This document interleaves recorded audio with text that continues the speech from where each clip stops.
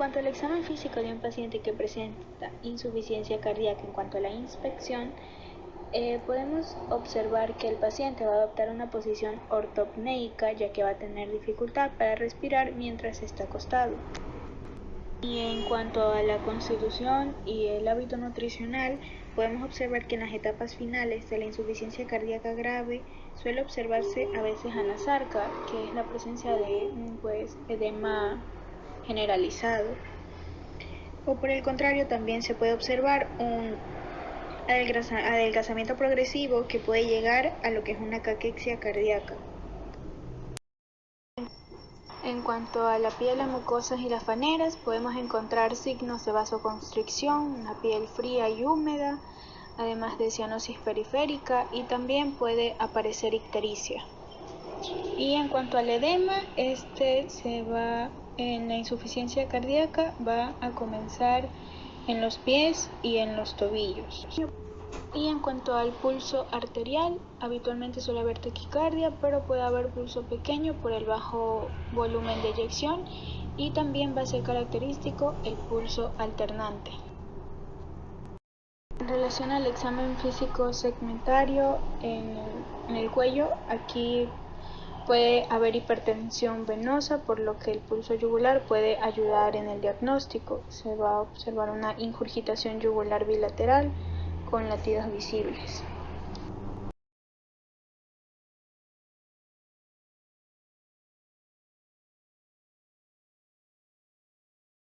Respecto a la palpación, podemos palpar algunos latidos localizados, como el choque de la punta. Este se palpa en el quinto espacio intercostal izquierdo, por dentro de la línea hemiclavicular. Y si este no se palpa en decúbito dorsal, sin retirar la mano del tórax, se coloca al paciente en decúbito lateral izquierdo en la posición de pachón. Este normalmente se lo palpa o se lo percibe en las personas menores de 40 años, porque si se lo percibe en una persona mayor a los 40 años, ya va a tener alguna característica patológica. También podemos observar el latido paraesternal izquierdo, que está a la altura del cuarto y quinto espacio intercostal. Este va a ser patológico y se lo puede poner mejor en evidencia con la maniobra del talón de la mano de Dressler, que consiste en apoyar tal porción de la mano sobre el área paraesternal izquierda entre el tercer y cuarto espacio. Y suele ser más evidente a cuanto mayor sea la presión que está.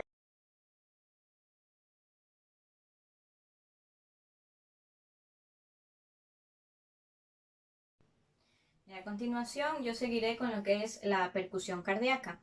Esta técnica sirve para conocer la ubicación del corazón y las dimensiones del mismo. Actualmente esta técnica ya no se la utiliza mucho debido a que tiende a los errores y no es muy exacta. Además de que ahora existen técnicas de imagen en donde nos va a decir de manera exacta las dimensiones del corazón. Pero cuando no tenemos al alcance estas técnicas de imagen, procedemos a realizar la percusión cardíaca. Entonces aquí vamos a poder diferenciar lo que es el sonido mate del corazón con el sonido claro del pulmón. Para proceder a la técnica de percusión, el paciente debe colocarse en decúbito dorsal. Yo utilizaré lo que es la técnica dígito digital, en donde colocaré el dedo flexímetro sobre el tórax, que es el área a percutir, y el dedo percutor, que es el dedo medio, dará pequeños golpecitos sobre el mismo. Entonces, de esta manera podemos ver lo que es la matidez del corazón, en donde se va a diferenciar por una matidez absoluta que se va a encontrar en la región cercana al esternón, y una matidez relativa que va a estar rodeando la matidez absoluta. Entonces, ahora sí procederé a la percusión cardíaca.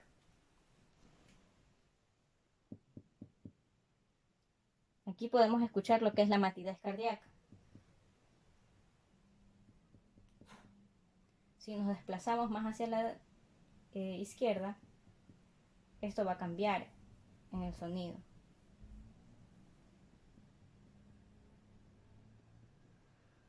De aquí ya cambió. Aquí podemos escuchar lo que es la matidez absoluta. Aquí hay una matidez absoluta.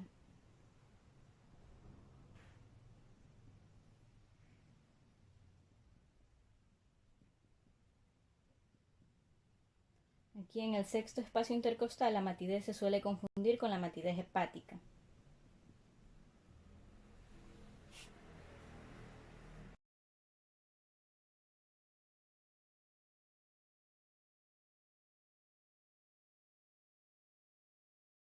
Para finalizar, procederemos a realizar la auscultación cardíaca, en donde nos vamos a enfocar en lo que son los 4 focos cardíacos principales.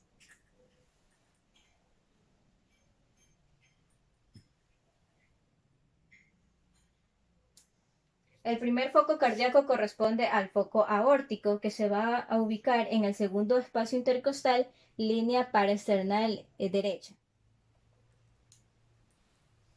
Ubicamos el segundo espacio intercostal de acuerdo al ángulo de Lewis.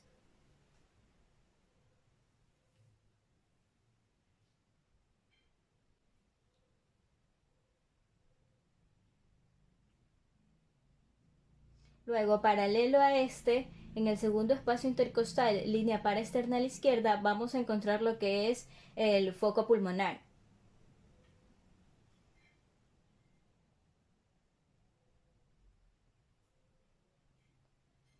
Luego bajamos un poco hacia el cuarto espacio intercostal, en donde vamos a encontrar el foco tricúspide.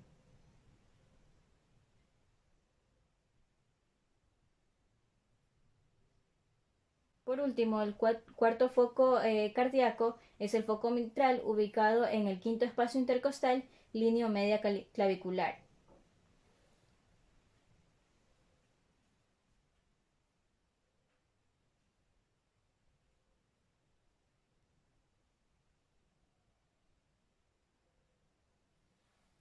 Listo. Con esta auscultación pudimos darnos cuenta de la presencia de un ritmo en galope, lo que va a significar la presencia de un tercer ruido cardíaco. Gracias.